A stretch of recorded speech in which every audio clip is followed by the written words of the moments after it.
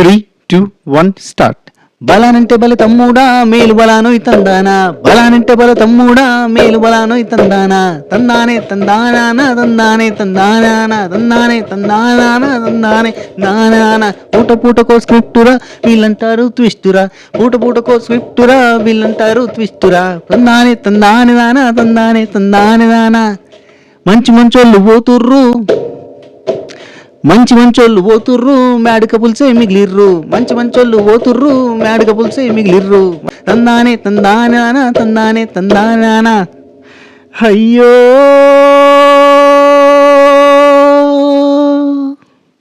నూకరాజులా కుండు, నూకరాజులా కుండు, సిద్ధుడల్లు అయ్యిండు, సిద్ధుడల్లు అయ్యిండు, మైండ్ బ్లాకులో ఉండు, మైండ్ బ్లాకులో ఉండు, గేమ్ ఓడిపోయిండు,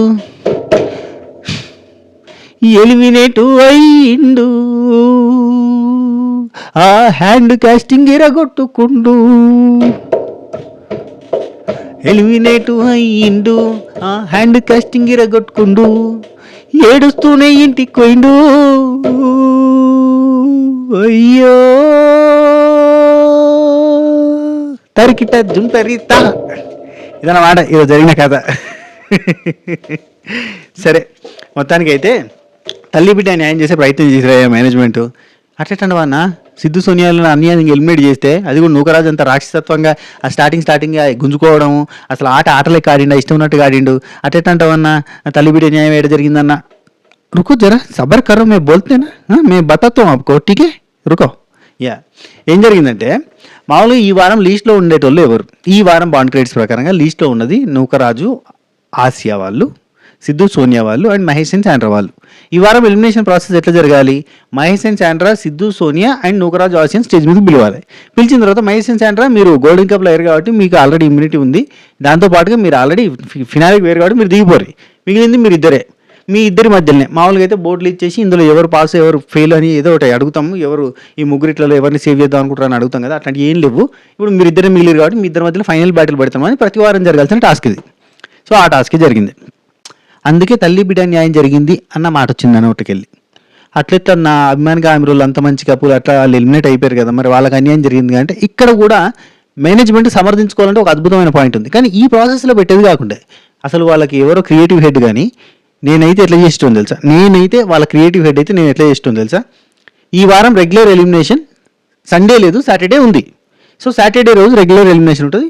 ఈ వారం బాండ్ క్రెడిట్స్లో అందరికంటే లీస్ట్ వచ్చిన వాళ్ళు ఎవరు అని చెప్పి ఆ లీస్ట్ వచ్చిన వాళ్ళని పిలిచి ఆ ముగ్గురు జంటల మధ్య మనం ఇంత మాట్లాడుకున్నట్టుగా ఆ ముగ్గురు జంటల మధ్య ఎలిమినేషన్ రౌండ్ పెట్టేటోని పెట్టేసి ఒక ఎలిమినేషన్ అయిపోయేది. అండ్ మహేష్ సెంటర్లో కూర్చొని సోనియా సిద్ధుల మధ్యలో పెట్టేసి అది ఇద్దరి మధ్య ఫైనల్ బ్యాటిల్ పెట్టి అందులో ఒకరిని ఎలిమినేట్ చేసేది. మళ్ళీ సండే ఎపిసోడ్లో నిన్న ఆల్రెడీ ఒక ఎలిమినేషన్ అయిపోయింది, కానీ ఈ వారం డబుల్ ఎలిమినేషన్ ఉంది అని చెప్పేసినాం కదా. సో ఈ ఎలిమినేషన్ ఈ వారం బాండ్ క్రెడిట్స్ ఆధారంగా కాకుండా టోటల్ బాండ్ క్రెడిట్స్ ఆధారంగా చేయబోతున్నాం. టోటల్ బాండ్ క్రెడిట్స్లో అందరికంటే లీస్ట్ ఉన్న వాళ్ళు ఎవరు అని చెప్పి తీసి ఆ లీస్ట్ ఉన్న వాళ్ళని ఎలిమినేట్ చేసేది. బస్ వాళ్ళు అనుకున్నట్టుగా సోనియా సిద్ధు అభిమానిగా ఆమె ఎలిమినేట్ అయిపోయేది. Simple logic. ఇట్లా ఏందో కాంప్లికేటెడ్ చేసి వాళ్ళకి నచ్చినట్టు చేసుకుంటారు అనే ఫీలింగ్ వచ్చేటట్టు చేసే బదులు ఒకటి ఈ వారం బాండ్ క్రెడిట్స్ ఆధారంగా ప్రతి వారం జరిగినట్టే జరుగుతుంది. రెండోది టోటల్ బాండ్ క్రెడిట్స్ కౌంట్ చేస్తున్నాం అన్నాం కాబట్టి అట్లా తీసేస్తున్నాం అని చెప్తే ఎట్లుంటుంది? ఎట్లా ఇచ్చా పోలా అదర్లా అదిరిపోలా ఇట్లా ఇవ్వాలి. ఎవరయ్యా క్రియేటివ్ హెడ్? ఓకే, మెల్లగా నన్ను తీసుకుపోయి ఏ బిగ్ బాస్కో క్రియేటివ్ హెడ్కి బెటర్ కదా.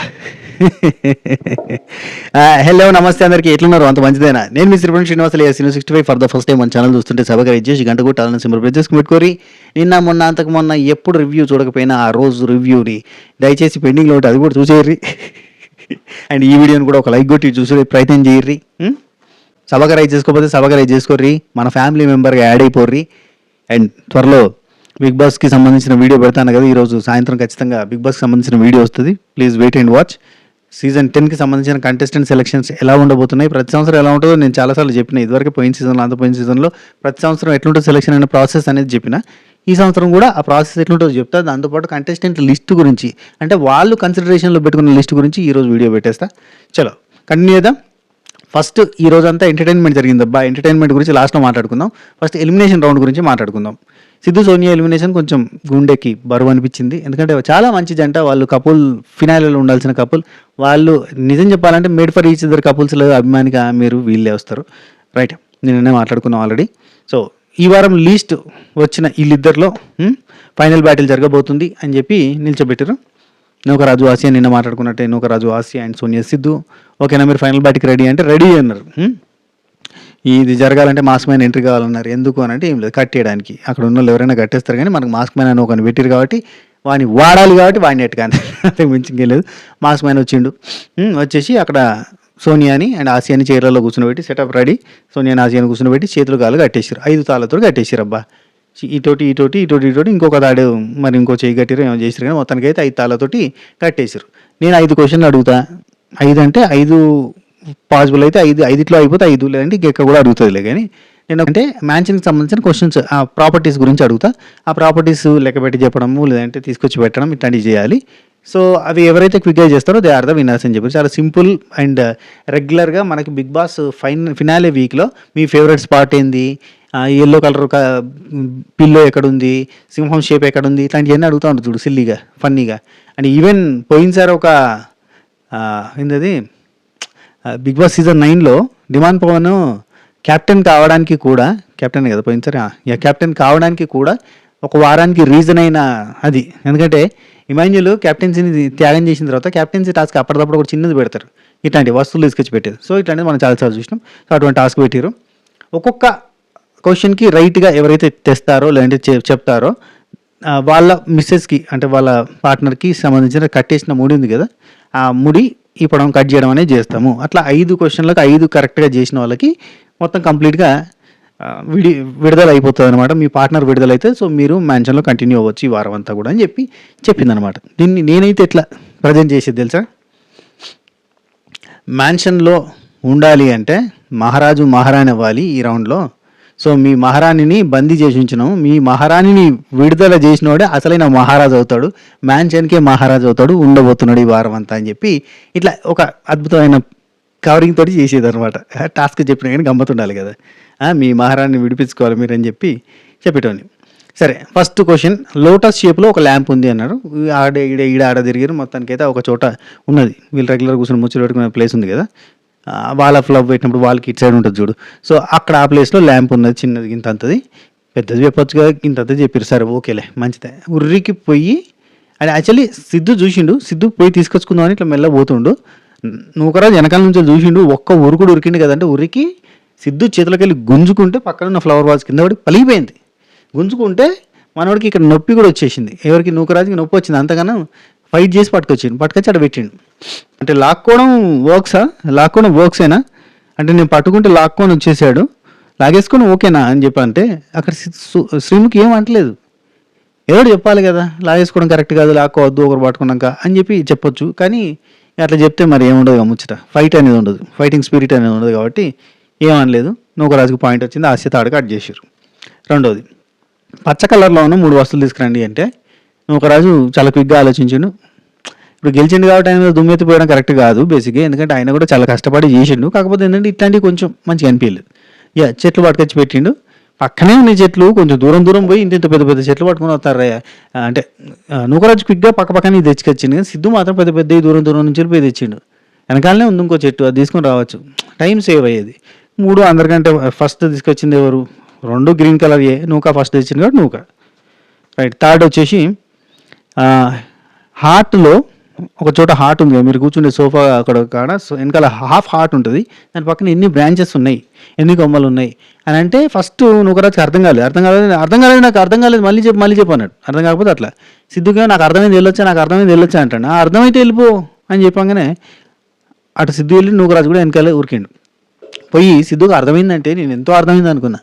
పోయి ఆ కిందున్న హార్ట్ కిందున్న ఒక చెట్టుకి కొమ్మలు లెక్క పెడతాను అన్నా, లెక్క పెట్టమన్న కొమ్మలు దాని కాదన్నా, హాఫ్ హార్ట్కి పక్కన ఉన్నాయి. ఆ తర్వాత మరి అర్థమైనట్టుంది. ఏమంటే నూకరాజు అంటే శ్రీముఖి చెప్పిందేమో, కొంచెం ఇటు వచ్చి చూసినట్టుగా అనిపించింది, మేబీ చెప్పినట్టుంది, అది మనకు చూపించే రేటింగ్లో కట్ అయినట్టుంది. సో ఎంబటే సిద్ధు అండ్ నూకరాజు ఇద్దరు కూడా ఆ హాఫ్ హార్ట్కి ఉన్న బ్రాంచెస్ని లెక్క పెట్టారు, ఊరికొచ్చారు. ఇక్కడ కొమ్మలు లెక్క పెట్టమంటే ప్రాబ్లం ఏమైతుంది తెలుసు, కొమ్మలు ఇన్ ద సెన్స్ ఇదైతుంది, ఇటు పక్కన కూడా కొమ్మలు అవుతాయి. మరి వాళ్ళు కొంచెం కన్ఫ్యూజ్ అయ్యారు కొంచెం. అంటే ఒకరు 7 అన్నారు, ఒకరు 8 అన్నారు. మామూలుగా అందులో నుంచి బయటకు వచ్చినవి అయితే 6 మాత్రమే. So 6 is the right answer అని చెప్పారు. కానీ అది కరెక్ట్, అసలు క్వశ్చనే కరెక్ట్ కాదు. సో ఇద్దరు డిస్క్వాలిఫై. నెక్స్ట్, ఆల్రెడీ నూకరాజుకి 2 థ్రెడ్స్ కట్ అయిపోయినాయి. ఆసియాకి అక్కడ కట్టేసిన 2 థ్రెడ్స్ కట్ అయినాయి. సో 4వ క్వశ్చన్ వచ్చేసి బ్రౌన్ కలర్ పిల్లోస్ తీసుకురామంటే బ్రౌన్ కలర్ ఒకరు కొంచెం డార్క్ బ్రౌన్ టు రెడ్కి పోతున్న కలర్లో maroon kind of colour, maroon కూడా కాదు అది, డార్క్ బ్రౌన్ టు రెడ్కి పోతున్న కలర్, వుడ్ బ్రౌన్ టు రెడ్కి పోతున్న కలర్. సో ఇక్కడ ఇద్దరు తెచ్చింది బ్రౌన్ కింద కూడా లెక్కేసుకోవచ్చు. లేదంటే ప్యూర్ బ్రౌన్ వచ్చేసి సిద్ధు తెచ్చిన కూడా సిద్ధుకు పాయింట్ వచ్చింది, అది మెరూన్ అని చెప్పింది. మెరూన్ అని చెప్తే కొంచెం డిఫరెంట్గా అనిపిస్తుంది. మెరూన్ ఎట్టయితే అవి అన్ని మెరూన్లే అంటారు వీళ్ళు. సరే, సో డైనింగ్ టేబుల్లో ఉన్న చైర్స్ ఎన్ని అంటే, చైర్స్ ఎక్కడెక్కడ ఉన్నాయో అన్ని ఎతుకుతున్నారు. రూమ్లలోకి స్కాటర్ అయిపోయినాయి, అక్కడక్కడ ఉన్నాయి అని చెప్పి ఎతుకుతున్నారు. అక్కడ ఎతికే బదులు అక్కడనే ప్లేస్ చేస్తే, ఇట్లా ఇట పక్క పక్కన ప్లేస్ చేసి అటొకటి ఇటొకటి వేసుకుంటే సరిపోతుంది.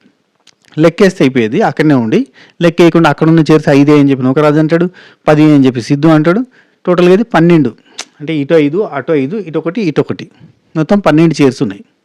రాధా గారు కరెక్ట్ ఆన్సర్ చెప్పారు. సో నెక్స్ట్ 6th క్వశ్చన్ వచ్చేసి మ్యాట్ ఫర్ ఈచ్ అదర్ అనే ఫ్లాగ్ ఒకటి ఉంది ఒక చోట, తీసుకురండి అంటే. మన నటాల్ master Neethu master mental ability game గెలిచినప్పుడు ఒక ఫ్లాగ్ పట్టుకొని వచ్చారు చూసారా. ఆ ఫ్లాగ్ ఇంట్లోకి పట్టుకొని వస్తున్నప్పుడు కూడా మనోడు ఒక పాట పాడిండు, ఎవ్వరు ఏమన్నా ఆగదు ఈ ప్రేమ ఎవరు రాకున్నా, ఆ పాట పాడిండు కదా. అప్పుడు ఖచ్చితంగా ఫ్లాగ్ ఎక్కడుంది అనేది టక్కన స్ట్రైక్ అవుతుంది. ఎందుకంటే నటరాజ్ మాస్టర్ నీతు మాస్టర్ వల్ల ఫ్లాగ్ పట్టుకొచ్చే లోపలికి అనేది ఒక ఐడియా ఉంటుంది, మనోడికి గుర్తుండిపోతుంది కదా. ఎందుకంటే దాన్ని పాట పాడింది కాబట్టి టక్కున నటరాజ్ మాస్టర్ నీతు మాస్టర్ బయట దగ్గరికి పోయి ఆ ఫ్లాగ్ పట్టుకుని వచ్చిండు. వావ్ అనిపించింది. ఇక్కడ మళ్ళీ 3వ తాడు కూడా కట్ అయిపోయింది. ఇక్కడనేమో ఒకటే అయింది. సో నెక్స్ట్ ఫైర్ ఆపేటి ఉంటే చూడు, ఆ ఎర్ర కలర్ డబ్బాలు ఎన్ని ఉన్నాయని చెప్పి అడిగారు. అడిగితే నూకరాజు వచ్చేసి 2 అంటాడు, సిద్ధు మొత్తం ఎతికిచ్చింటే 5 అన్నాడు. సిద్ధు కరెక్ట్, 2 తాళ్ళు ఇక్కడ కట్ అయినాయి, అక్కడ 3 తాళ్ళు కట్ అయి ఉన్నాయి.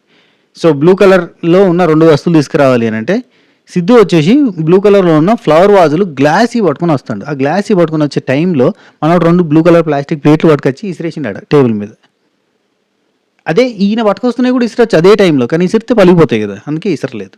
సో మొత్తానికి అయితే బ్లూ కలర్లో 2 నూకరాజు ఫస్ట్ తెచ్చినట్టు అయింది.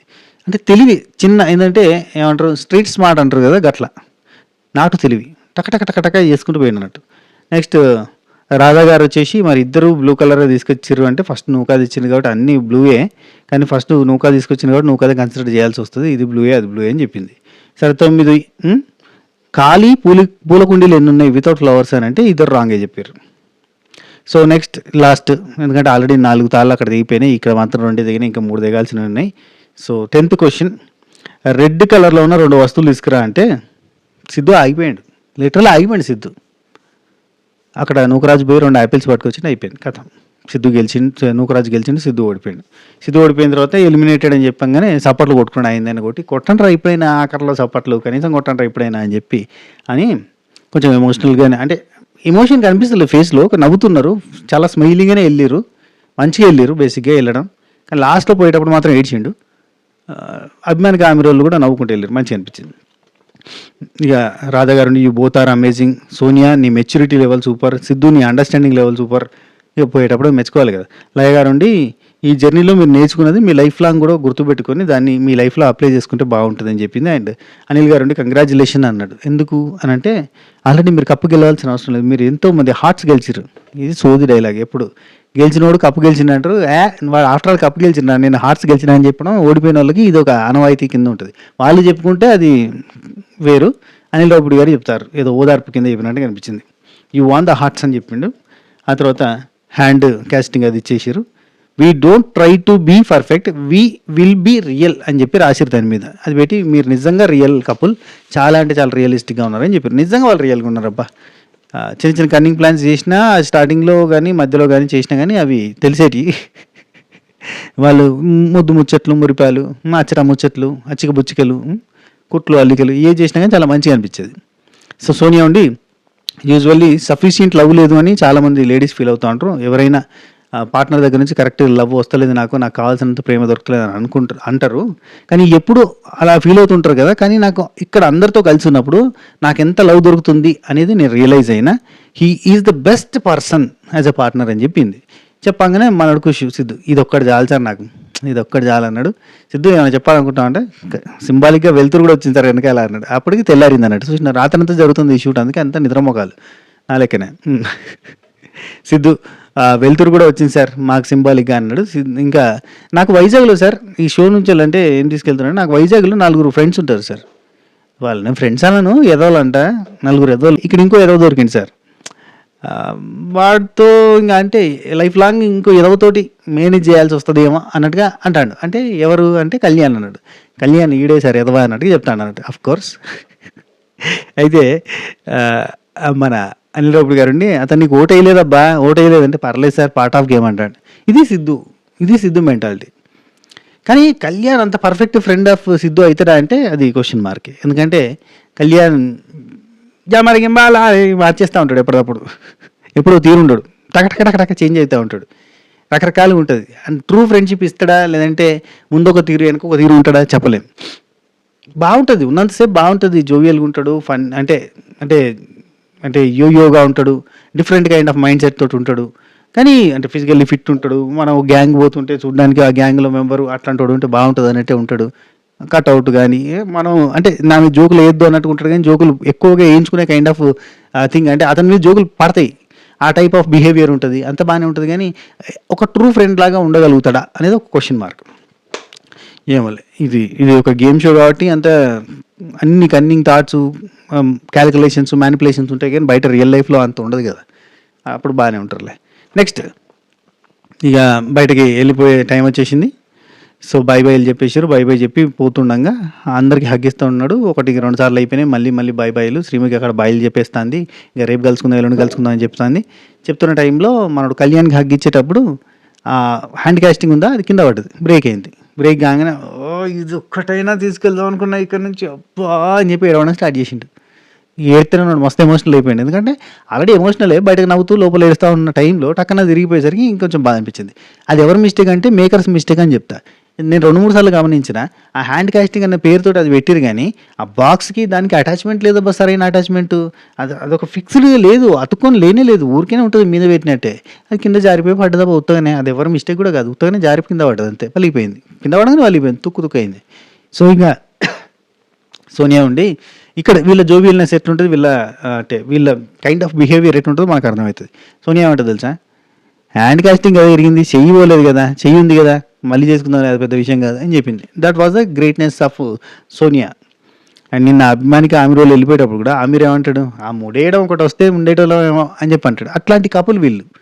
Made for each other couple వెళ్ళిపోయారు, mad for each other couples stay చేస్తున్నారు. చెయ్యి బాగానే ఉందిగా మళ్ళీ చేయించుకోవచ్చులే అని చెప్పి వెళ్తుంది. సో అది ఇక్కడికి ఎలిమినేషన్ రౌండ్ అబ్బా. ఇక స్టార్టింగ్లో జరిగిన ఫన్ గురించి ఒక 3-4 రౌండ్లలో గేమ్ పెట్టి Mr and Mrs mad for each other అనే ఒక టాస్క్ పెట్టారు.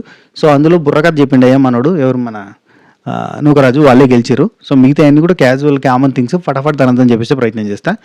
జడ్జెస్ ఓపెనింగ్ శ్రీముఖి వచ్చింది. జడ్జెస్ ఇచ్చిన సలహాలు జాగ్రత్తలతో కొంతమంది జంటలు మార్చుకున్నారు, కొంతమంది జంటలు నేర్చుకున్నారు. ఈ రోజుతో అవి ముగిసిపోయినా జీవితంలో గొప్ప పాఠాలుగా నిలిచిపోతాయి. వాళ్ళంత గొప్పగా చెప్పింది లేదు, వీళ్ళు గొప్పగా మారింది లేదు, వీళ్ళు నేర్చుకుంది లేదు. లాస్ట్ సండే బట్ గుర్తుండిపోయే సండే అవుతుంది. ఎందుకు ఒక్కొక్కరికి ఇక మళ్ళీ ఇంట్రడక్షన్లు అబ్బా. అనిల్ రావుపూడి గారు hit machine, super hit machine, అది ఇది వాషింగ్ మిషన్ ఏదేదో చెప్పేసింది.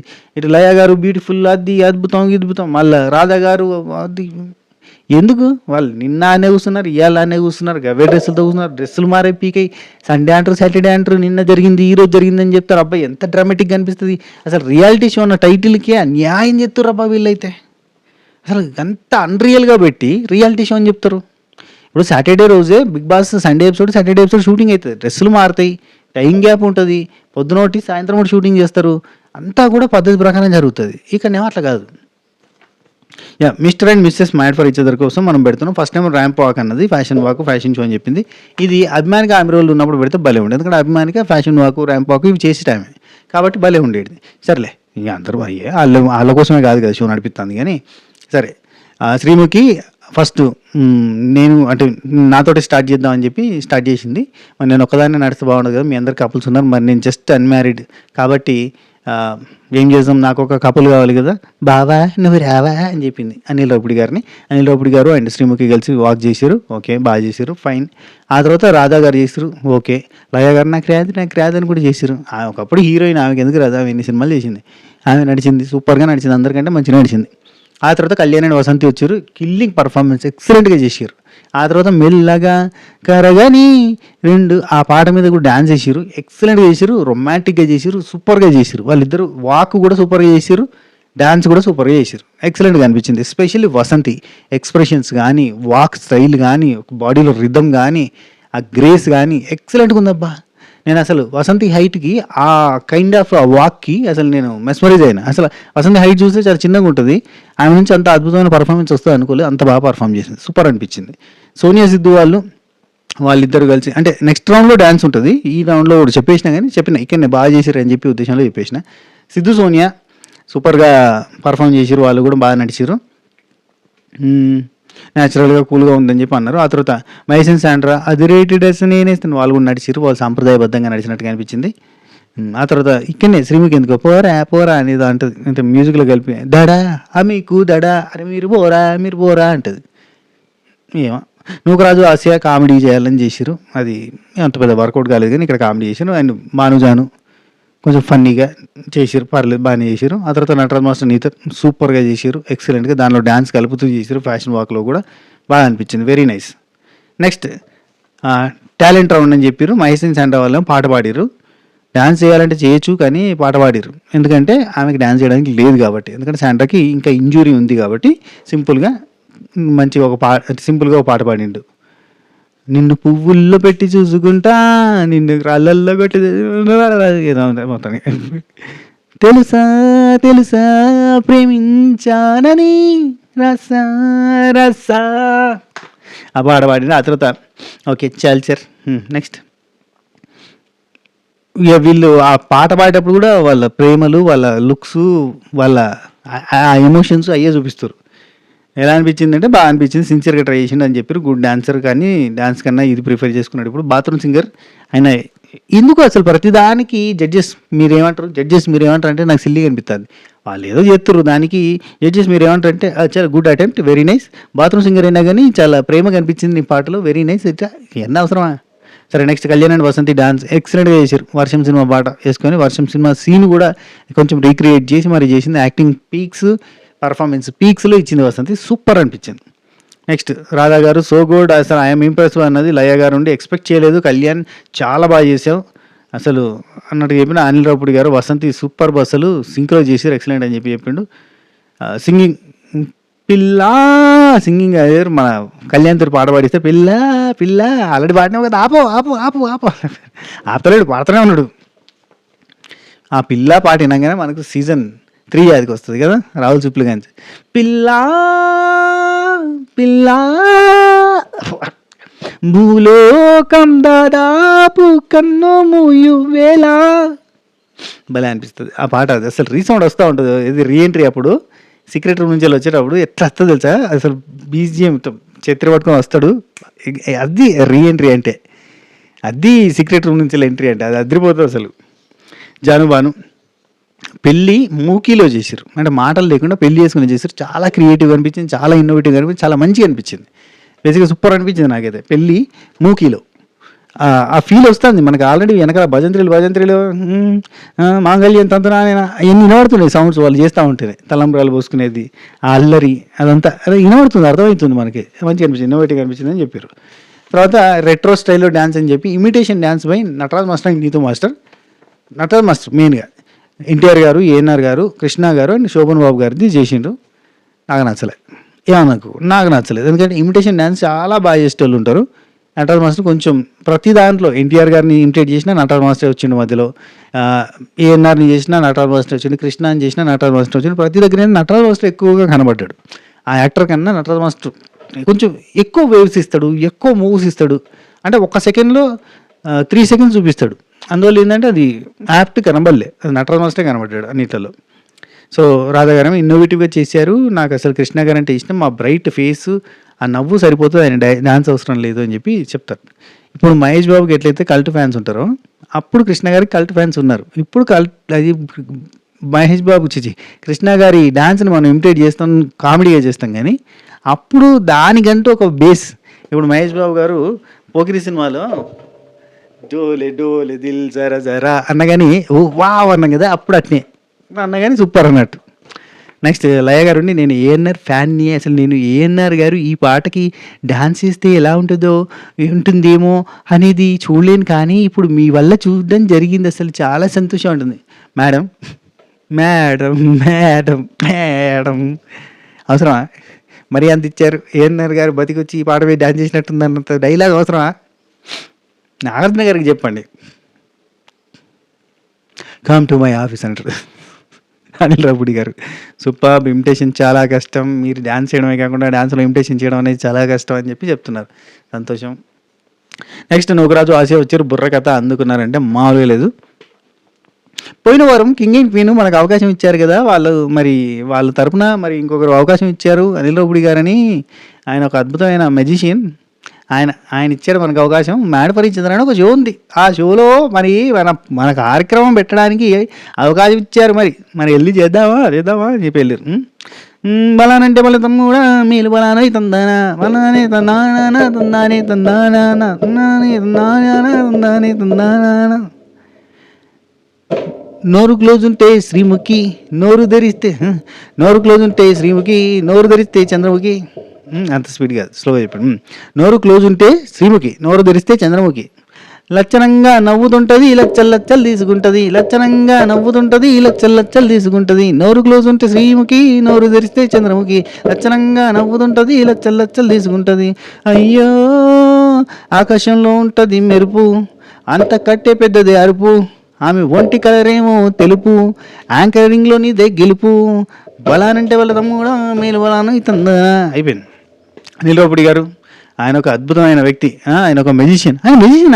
మెజిషియనే. 100 కోట్లు ఇస్తే 300 కోట్లు చేసిస్తాడు, అంత అద్భుతమైన మెజిషియన్. రాజులకే రాజు ఆయనకిష్టం నటు రాజు, రాజులకే రాజు ఆయనకిష్టం నటు రాజు, రాజులకే రాజు ఆయనకిష్టం నటు రాజు. వెయిటింగ్ ఫర్ వీకెండ్ తీస్తాడు ఆయన బెండు, వెయిటింగ్ ఫర్ వీకెండ్ తీస్తాడు ఆయన బెండు. కోడిగుడ్డుతో వేసేది అట్టు, ఆయన ఏది తీసినా హిట్టు. కోడిగుడ్డుతో వేసేది అట్టు, ఆయన ఏ సినిమా తీసిన హిట్టు. నెక్స్ట్ సినిమా 1000 కోట్లు కొట్టు, ఆయన ఏ సినిమా తీసిన హిట్ కాదు. నెక్స్ట్ సినిమా 1000 కోట్లు కొట్టు, ఆ సినిమాలో నన్ను కూడా పెట్టు అని చెప్పి అడుగుతాడు. ఓకే సారీ, ఆ ఫ్లోలో చెప్పలేకపోయినా, ట్యూనింగ్ రాలే. ఆ తర్వాత రాధా గారు చిలకలా పలుకుతుంది, నెమలిలా నాట్యం చేస్తుంది. మంచిగుంటే రాదమ్మా, తేడా వస్తే చేజమ్మా. దమ్ము దమ్ము దుమ్ము దుమ్ము బాబోయ్ అమ్మ దుమ్ము, ఆవిడకుంది దమ్ము.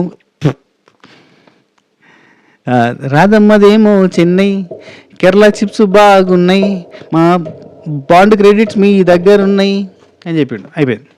లయ గారు రంభా ఊర్వశి మేనక సాటిరాజు మీకిగా, మేకకుంటుంది తోక మీకు చాలా ఓపిక, ఈవిడ కొంచెం సైలెంటు కానీ చాలా బ్రిలియంట్. బలానంటే బల రమ్ముడా మీలు బలాన అవుతుందానా. అయ్యో మ్యాడ్ ఫర్ ఈచ్ అదర్కి వచ్చిన తర్వాత ఈమె పరిస్థితి ఎంతో తెలుసా అనగానే ఆమెను ఎత్తుకుంది, అయ్యో అన్నది. ఆమె తోటి కాదు ఇవన్నీ, అయ్యో అన్నది.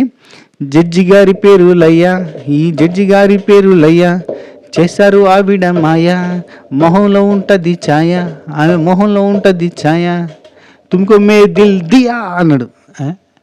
మ్యాడ్ ఫర్ ఈచ్ అదర్కి వచ్చిన తర్వాత ఆమె కష్టాలు నష్టాల గురించి చెప్తున్నా, తట్టుకోలేదు ఈమె బాధ అన్నట్టుగా ఏదో అంటే కొంచెం ఇక్కడ టార్చర్ ఉంటుంది కదా అన్నట్టుగా ఏదో చెప్తాడేమో అనుకున్నా, కానీ ఇక్కడికి వచ్చేసరికి జస్ట్ మెచ్చుకున్నాడు అంతే. అమెజాన్ ఫారెస్ట్ అద్భుతం, సూపర్ ఎక్సలెంట్ అని చెప్పారు. జింగ్ అనిల్ రావుపూడి గారు చాలా రియలిస్టిక్గా, ఫన్నీగా, ఎనర్జెటిక్గా ఉంది, చాలా చాలా సూపర్గా ఉంది, సూపర్ అని చెప్పారు. అండ్ నేను సినిమాలో అవకాశం ఏమైనా ఇస్తానంటే 100% అని చెప్పాడు. నెక్స్ట్ సినిమాలో పెట్టుకునే ఛాన్స్ ఉంది అని చెప్తాడు. నెక్స్ట్ శ్రీముఖి ఉండి వెరీ సూన్ కాల్ ఏమైనా రావచ్చు అంటే 1000%, 100% అని చెప్తాడు. నచ్చిండు అనిల్ రావుపూడి గారికి, నూకరాజులోని ఆర్టిస్ట్ నచ్చిండు. లయ గారు మామూలుగా మాట్లాడడం వేరు, ఇలాంటి పాట పాడడం వేరు, అసలు ట్యూన్ గుర్తుపెట్టుకుని పాడడం అంటే చాలా కష్టం, మాటలలో తడబాటు పడితే మళ్ళీ వేరే ఏదైనా మాట్లాడచ్చు, కానీ ఇలాంటి ట్యూన్లో ఒక పదం మిస్ అయిందంటే మిగతాదంతా మిస్ అవుతుంది అని చెప్పింది. ఇందాక మిస్ కలినాక అట్లా అవుతుంది అన్నట్టు. సో రాధా గారు ఊరు మన్ను వాసన మీ దగ్గర ఉంది, ఆర్గానిక్ ఉంది, మీకంతా కూడా చాలా బాగుంది, గాడ్ బ్లెస్ యూ అని చెప్పింది. అది మట్టి నుంచి వచ్చిన కళాకారుల కింద లెక్క పెట్టారు. Sreemukhi we love you so much super అని చెప్పి. ఆ తర్వాత సిద్ధు సోనియా ఇంట్లో ఇళ్ళలు వంటిల్లో ప్రియులు స్పూఫ్ చేశారు.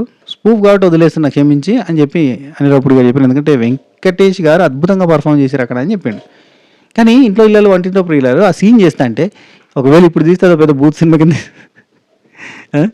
అసలు అప్పుడు కాన్సెప్ట్ అది అప్పట్లో వర్కౌట్ అయిపోయింది. కానీ ఇప్పుడు తీస్తే మాత్రం ఎదురైదే అంటారు. ఓకే, ఐకానిక్ సీన్ ఒకటి కాపీ చేసి ఇమిటేట్ చేసి అందులో నూకరాజు ఎంట్రీ కొంచెం ఫన్నీగా అనిపించింది. Very nice. శ్రీముఖి కూడా చేసింది.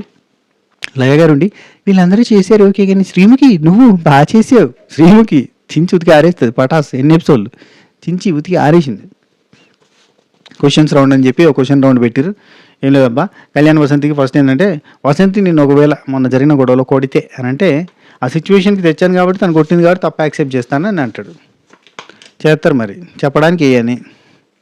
నటరాజ్ మాస్టర్ నీతు మాస్టర్ ఫ్రెండ్ను వదిలేయాలి లైఫ్ టైం ఇంకా అసలు మాట్లాడొద్దు అని అంటే కనుక మీరేమంటారు అని నీతు గారిని అడిగితే టైం తీసుకొని ఒప్పించుకొని మాట్లాడే ప్రయత్నం చేస్తాను, ఆయన్ని ఒప్పించే ప్రయత్నం చేస్తా, కాకపోతే వదిలేస్తానంటే చెప్పింది. నటరాజ్ మాస్టర్ నుండి తల్లి జన్మనిచ్చింది తర్వాత మరో జన్మనిచ్చింది మిస్సెసే కాబట్టి ఆమె చెప్పినట్టు వింటా అన్నాడు. సినిమాటిక్. జానుబాను ఇష్టమైన జాబ్ వదిలేయాల్సి వస్తే సాక్రిఫైస్ చేస్తారా? బ్రేక్ తీసుకోవాల్సి వస్తే మీ కెరీర్ నుంచి బ్రేక్ తీసుకుంటారా? మీ హస్బెండ్ చెప్పిండని అంటే తీసుకుంటా అన్నది. తీసుకుంటా ఇంకా అంత ఖచ్చితంగా అంటే నా కోసం ఆయన చూసుకుంటాడు కాబట్టి నేను తీసుకోవడానికి రెడీగా ఉంటాను అన్నట్టుగా జాను చెప్పింది. బాను ఉండి తీసుకోను మేడం, ఎందుకంటే తీసుకుంటా, కాకపోతే ఏంటంటే ఫస్ట్ అయితే టక్కున ఒక జాబ్ వదిలేయాలి, ఒక చేసిన పని వదిలేయాలంటే కష్టం, ఫైనాన్షియల్గా చాలా లింక్ అయి ఉంటాయి అన్నింటికి, కాబట్టి ఎక్స్ప్లెయిన్ చేస్తే ఆల్టర్నేట్ చూసుకుంటా, వినకపోతే ఆల్టర్నేట్ చూసుకుని అప్పుడు మారే ప్రయత్నం చేస్తా అని చెప్పాడు. కరెక్ట్ మీరు చెప్పిందండి, రియలిస్టిక్గా చెప్పారు, వెరీ గుడ్ అండి. అంతే అండి, టక్కున వదిలేయలేం కదండి అన్నట్టుగా లయ గారు అంటారు. అట్లా చెప్తే జనాలకు నచ్చదు, కిక్ ఉండాలి. కిక్ అంటే నేను నా మిస్సెస్ కోసం మొత్తం దునియాను వదిలేస్తా, దున్నేస్తా, ఎక్కేస్తా, తొక్కేస్తా ఇట్లాంటివి చెప్తే జనాలకు కిక్. ఇద్దరా కప్పులు అంటే ఇద్దరా ఒకట్లేంట్రా. సోనియా సిద్ధు యాక్టర్గా బాగా అంటే అనిల్ గారు ఒక హైపోథెటికల్ క్వశ్చన్స్ లాంటివి అడిగిన అనమాట. సిద్ధు యాక్టర్గా బాగా సెటిల్ అయ్యాడు, బిజీ అయిపోయాడు, యు ఆర్ స్టిల్ సఫరింగ్ అనుకుందాం సోనియా. అప్పుడు సిద్ధు పెళ్ళికి రెడీ అని చెప్పి డెసిషన్ తీసుకుంటాడు. What is your opinion?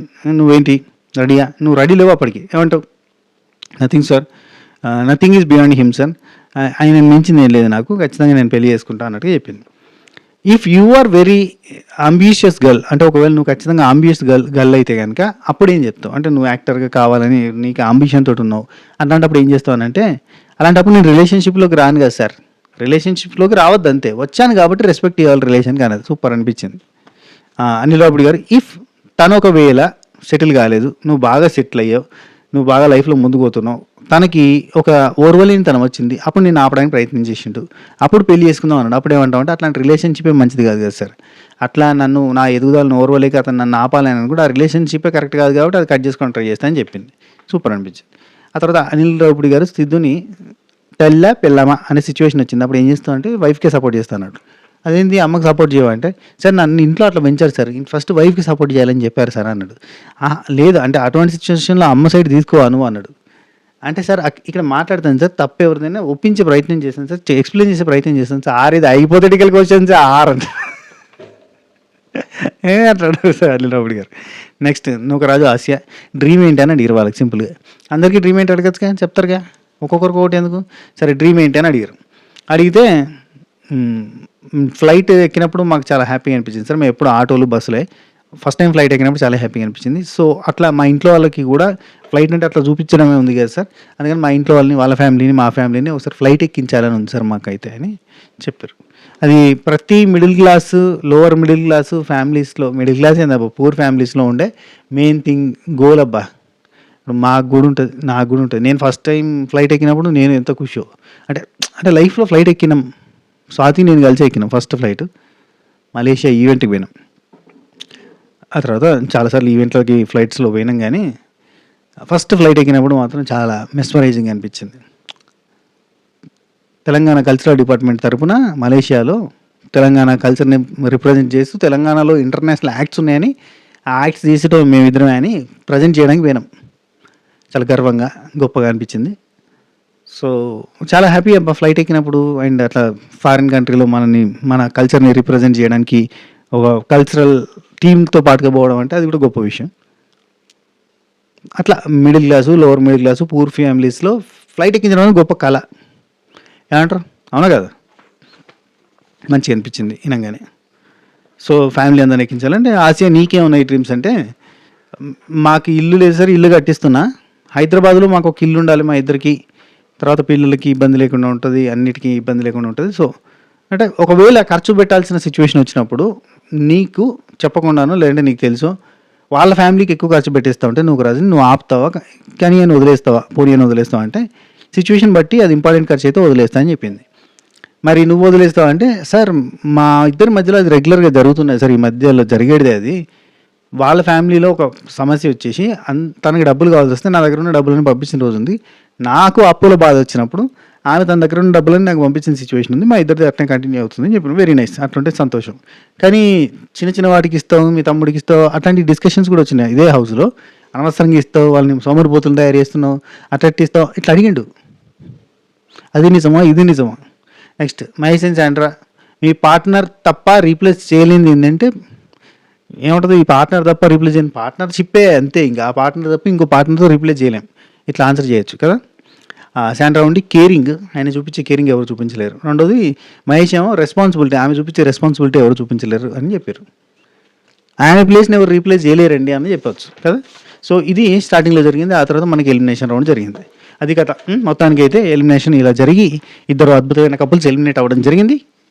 ఇది మ్యాటర్. ఈ వీడియో మీకు నచ్చినట్టయితే లైక్ చేయండి, షేర్ చేయండి, కామెంట్ చేయండి, సభ రీచ్ చేసి అడగొట్టండి. వంట చేక చేస్తా. బై బై, నమస్తే, శబకాయర్.